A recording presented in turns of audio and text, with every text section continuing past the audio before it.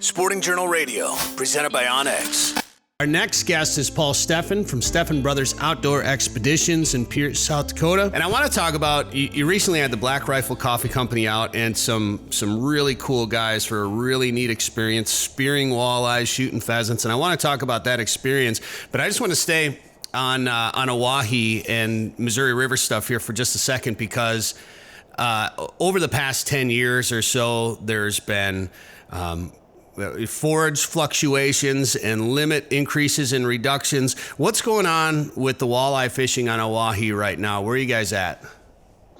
All right, so basically, most people heard back in 2011 we had what they call the river flooded.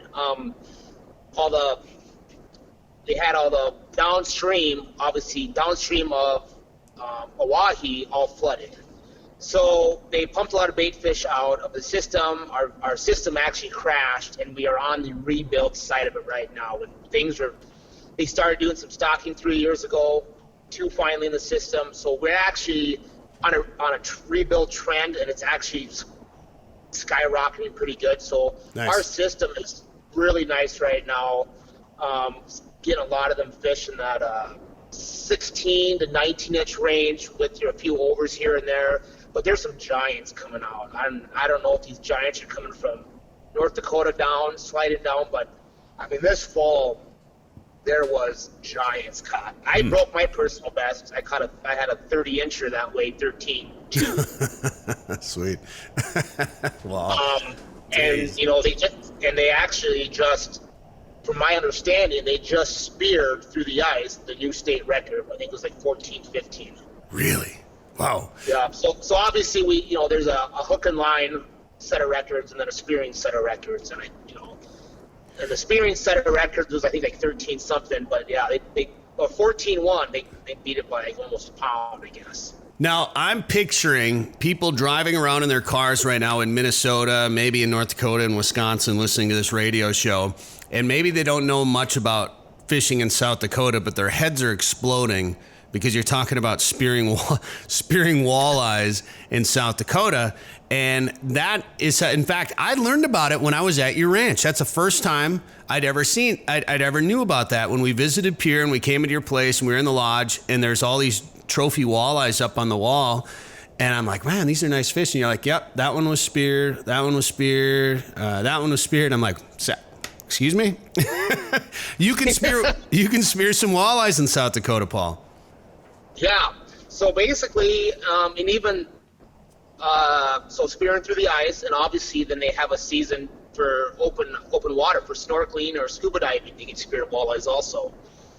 Crazy. The thing is with that is that it's shut down. They do shut it down for a small time frame during the spawning season, just so them guys can't get in there in wetsuits or whatever and dry suits and go right up in the spawning grounds and shoot fish in a barrel type scenario.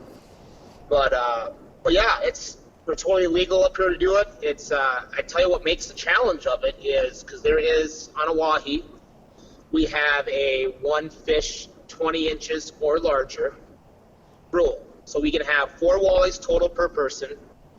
They have to be under 20 inches. You can have all 4 under 20 or just 3, and then have one fish 20 inches or larger.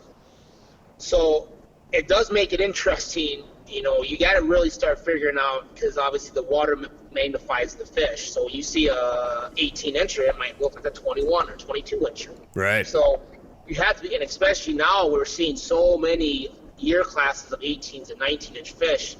I mean, you have to be careful. I mean, you have to, for example, when we had crew out here, I mean, I was being tell them, said, all right, make sure if you have all rulers in the shacks, and make sure you measure your overs. And if you get 2 fish that are 20 inches or larger, you better, really make sure that the one comes in that it's under 20. You got to start taking judge and start memorizing. All right, this is what that 21-incher looked like. This is what that 18-incher looked like. But and we don't see a lot of fish. Like, it's not like you're seeing 30, 40, 50 fish a day. For example, with this crew in here, we had 4 shacks set up, and we were seeing 2 to 4 fish, 2 to 5 fish a morning sit, and then 2 to 5 fish an evening sit. So, you know, we were in there, and you miss them too. I mean, we're spearing, and we're not, you know, I like how we get a lot of clientele at times that come from Minnesota. And they say, yep, we dark house spear. And they come in and they bring their 4-foot or 5-foot spear because they spear on lakes that are, you know, like they spear shallow. So we're spearing 15 foot. I had every shack set up. Oh, wow. And 14 to 16 foot of water. And the reason why that is you try to get the deeper water to get the walleyes to come in. You know, that's why the first flight and the last flight are such crucial, because they fish around at 30, 40 foot and they slide up to eat or do their thing up shallow. So we don't see high numbers. You miss. Our spears are 9 foot long spears. Oh, wow. Like Poseidon over there.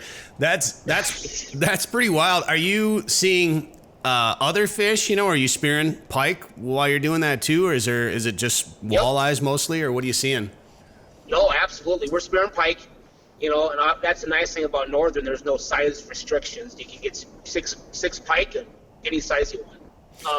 But you don't see that many pike until the later the season goes, and a lot of times when the pike really start getting active and roaming them shallows, you just don't see that. You're off the ice by then. The ice conditions deteriorate so fast on that water, in that river system, that I mean, the window's small to be in the main lake on the good structure, the good stuff.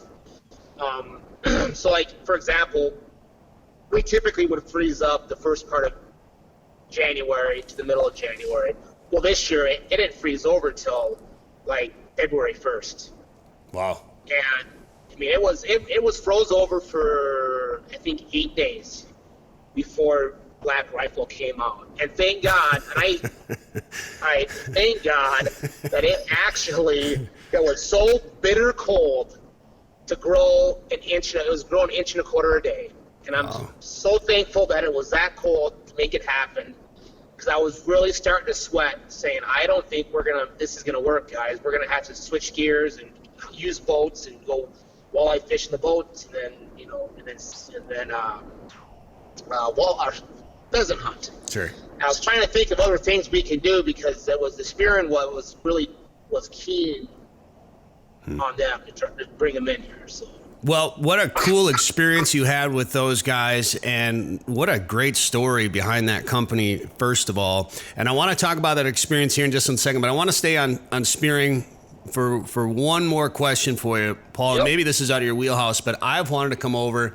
I used to do more bow fishing than I do now. I don't bow fish as much as I used to, but I've always wanted to come over and try to shoot salmon over there.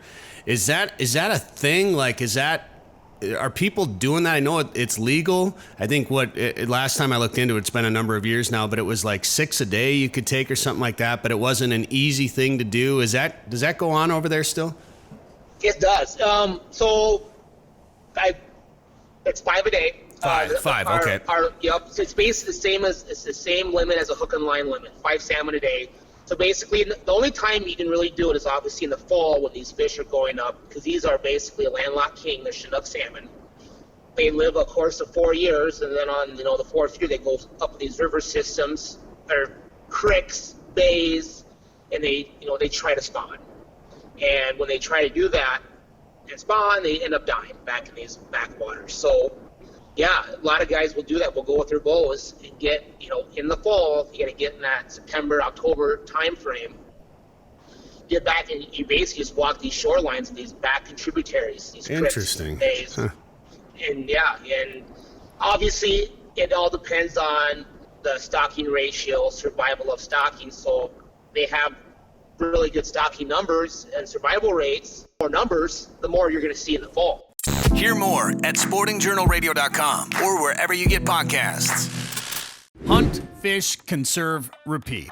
That's the mission here at Sporting Journal Radio, and if you love the outdoors as much as we do, show it off with new wildlife-themed gear from the Sporting Journal Radio store. From hoodies to hats, coffee mugs, wildlife prints, and you can even make your phone stand out with a new case sporting some high-quality wildlife photography. Go to sportingjournalradio.com and click on Store. We have a huge selection of gear with new items being added every week. Powered by Shopify, which is trusted by over 1 million businesses and offering a variety of ways to pay, including PayPal. Shop now at sportingjournalradio.com.